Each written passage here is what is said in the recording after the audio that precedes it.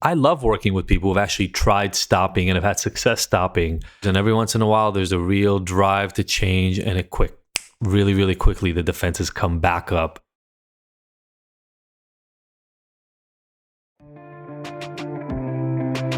Welcome to the Ignited Recovery Podcast, a new way forward for anyone looking for answers but feeling left out. If you've been searching for empowerment, triumph, and purpose, you've found them right here. You won't hear the same solutions, and you're not going to have any excuses to fall back on, because Ignited Recovery allows heroes to rise and become their best selves. I'm Dr. Adi Jaffe, and I can't wait to be your guide on this journey. Are you ready to become an ignited hero?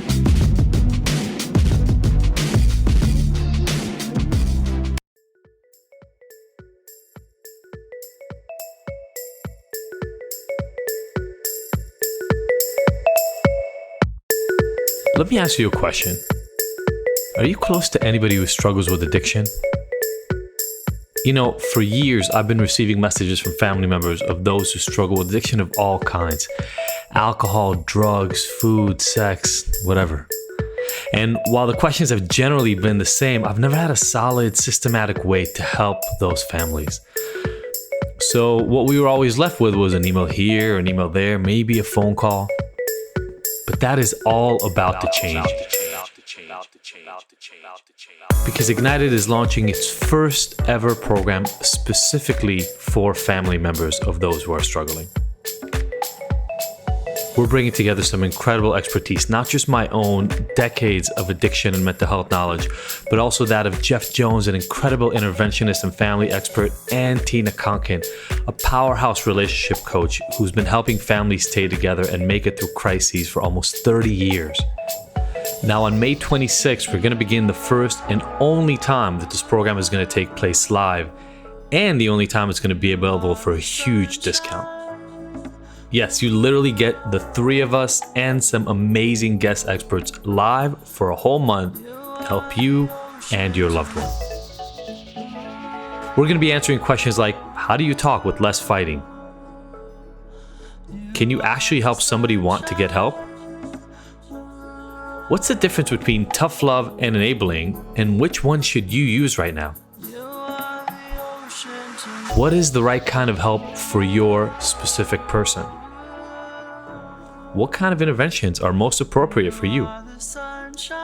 Those are just some of the incredible topics that we're going to cover in this month-long program. You'll also be getting a boatload of incredible bonuses, including group support throughout and some amazing guides to help you actually create change. This is truly the most complete program ever that will allow you to transform the relationships in your family and help you overcome addiction for the long haul. So if you're interested, or you know somebody else who might be able to benefit from something like this, just go to bit.ly.com/famhelp in all caps. Again, that's bit.ly.com, all caps, FAM help, and get started right now.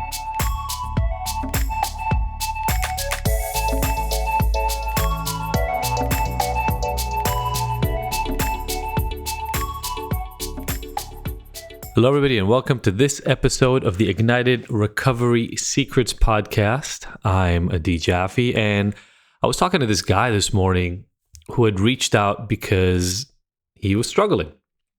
It's probably not a big surprise. That's how normally people get to talking to me, but this story was a little bit different than many of the stories I hear. And the reason is he had actually been sober for about 9.5 years. So he was really struggling years ago, called himself an alcoholic, all those things that I love, and got sober for 9.5 years, met his wife. Things were going better as he explained it. And then about 1.5 to 2 years ago, he started drinking again. And he said, and then it started out okay, and then it turned alcoholic very, very quickly. And you know, the messaging about what happened once he started drinking was familiar to me, but I love working with people who've actually tried stopping and have had success stopping before, because it shows me that they have, and I can show them that themselves that they have the power to stop when they want to. So the question is no longer, can I stop if I need to? It's rather, do I want to drink? And what does that look like? And so that's a question that we were exploring. And he told me a story. It took about 10, 15 minutes for him to tell me the whole story. And then my reaction was one that was very different than a lot of other people's. And I could tell that the way he just reacted the moment I asked it. Because instead of saying, well, why'd you drink? I said, what was going on in your life that made you want to drink again? And you could see he paused and he had to think. And then he started telling me the story that wasn't that obvious when he had started out. The answers he gave were so big and so relevant. He talked about his relationship and his marriage and the struggles there. He talked about how work was really overbearing and stressful and left him with very little time for other things, including self-care and things of that nature. And so we kept talking, and pieces of the puzzle that would just have not come out at all. He really wanted to focus on the current struggles with drinking and almost sort of go past these things that were going on in his life that had even made him drink in the first place. But they were big things. I mean, if you think about his wife, 2 kids, they just bought a house, his job, these were real stressors. And when we went back and I asked, well, what happened when you were sober for 9.5 years ago? How did you learn to manage all that stress? He paused and then he said, I cheated, but what I did was I moved away and I stopped doing these heavy duty projects that really stressed me out. And at the time I wasn't with my wife now, but I met her in the middle. And so you could really tell that his life had completely changed over this last 10.5, 11 years that he's really discussing. Now, here's the thing. I've talked to literally thousands of people who struggle with alcohol or drugs or some other addictions. And I got to tell you, when you have this sort of a conversation with somebody, I've never found anybody who thinks that everything is okay and they just felt like drinking just because it was a Tuesday and why the fuck not? Right? Like, think about it. This guy was sober for 9.5 years. There was a decision he made, and the decision was, I'm going to drink again. And this conversation I had with this guy this morning is really why it matters so much how we react when people tell us the stories. If we go on offense and if we corner, and if I would have spoken to him and said, well, why'd you decide to drink again? I mean, you'd been sober for 9.5 years. Why risk it?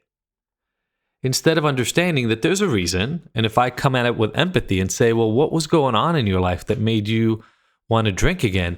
The response we're going to get is different. I'm not going to get defensiveness. I'm not going to get him trying to attack. I'm not going to try to get rationalizations from him. What I get instead is, well, life was hard. And then we get to dig into what was hard about life. Now, look, don't get me wrong. Sometimes it's hard to break through that barrier, right? That defensiveness in the people in front of us. Why? And those of you who are listening right now who are the ones who struggle with drugs, alcohol, or any other addictions know what I'm talking about here. You have to be in a place where you realize you need to change. Not everybody's there all the time. I'm not saying that everybody who's in the middle of it has their defenses down enough for you to intervene. I've got a client I work with who's in his mid to late 30s, and I don't know, I've seen him on and off for the last 4 or 5 years, and every once in a while there's a real drive to change, and really, really quickly the defenses come back up and he's right into protection mode and nope, I'm all good. We just have to use those opportunities in the middle, and we can help somebody create them. We all actually have to get better at creating the environment for people that makes somebody feel safe enough to be honest and ready and motivated to get help. And yes, this might come as a surprise to a lot of you, but you can help somebody feel motivated. But like helping somebody do anything, it requires work. And a lot of us, especially if we're enmeshed in these sort of relationships that have addiction or compulsions or what people call codependency oftentimes within them, the work is sometimes on our side, not on theirs. Like, we have to get good with real boundaries. I've got 3 kids, right? Yesterday, Noah really wanted a popsicle instead of dinner. And she started crying because she really, really wanted this popsicle. And she did not want to eat the gnocchi soup that everybody was eating for dinner. So what do you do as a parent? Do you just give them the popsicle, even though you know that they can only really eat that if they've already filled out on food that's nutritious and good for them?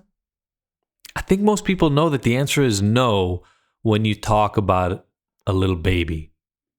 but it gets less and less obvious as somebody becomes an adult. But real boundaries mean that you make agreements about what is okay and what is not okay. And by the way, that's different for every family. And then you stick to the agreements. If you do that and you do it well, then guess what? Life has real costs and consequences for actions, and then actually has real rewards and benefits for other actions. And when you pair that, a real situation, a real boundary-full consequence and reward kind of life for somebody, but you pair it with guidance and an understanding and lack of judgment about their actions, you would be surprised how many people are ready to change that you wouldn't have thought of otherwise. The problem with so many of us is we're so bought in, we're so invested in the outcome that we try to force it. We try to make somebody do what we want them to do. Well, that never really works. It never works in any other area of life, right? Try to get your wife to really, really like a kind of food that she hates and just force her to go to those restaurants. How's that going to work? Not really well, right? Find out your girlfriend or your friend doesn't really like horror movies and just keep taking them to horror movies in the hope that one day they'll go, oh my God, I love horror movies. I don't know if you're going to be going to a lot of movies with that person, right? And yet, again, right, when we really care about the outcome, especially around addiction and mental health, we try to push people into doing what we believe they need to do. And a lot of times it backfires. Now, the fact that I've talked to hundreds of families who've been in situations like this is exactly actually the reason why literally next week we're launching our Family SOS program. Because what I found is people are at a loss. The only thing that's really available out there for family members is Al-Anon. And Al-Anon works well if you're down to have a lot of prayer and very rigid steps as part of what you do. And there are people who are down for that, and that is great. But research has shown us that most people don't want to engage in that, just like most people don't want to engage in most 12-step kind of work. And so Family SOS is going to give you me and two other amazing experts, a relationship expert, Tina Conkin, and then this family systems expert you're going to love, Jeff Jones. And together, the three of us are going to help guide you through what's happening in your family, what's happening to your loved one, what's happening to your friend, and how can you play a real part in helping them get motivated and ready to create real change. Because it's not true that addicts are born that way. You know, addiction is a biological, psychological, environmental, and spiritual condition, and all of them matter, and we play a part in the psychology and environment of other people. We just do. And if we can help adjust, we can even overcome biology in that sense. And so if anybody is struggling or knows somebody close to them who's struggling or knows a friend who has somebody close to them who's struggling, just have them go to bit.ly.com/famhelp, all caps, FAM help, all caps, and join us. It's going to be a month of some incredible discovery. I'm so excited for this thing. This is the first time in 3 years we've come up with a whole new program for people, and we're here to change lives. And if you are somebody who's trying to help somebody right now, rewind this, go back to the initial tips, and start applying them in your person's life, and things are going to change. Thank you so much for tuning in. Take a screenshot of this, send it to whoever needs to hear it. Tag me, tag Ignited, and let us know what resonated the most. Love you all so much. Have an amazing weekend. Can't wait to see those of you that I'm going to get to meet.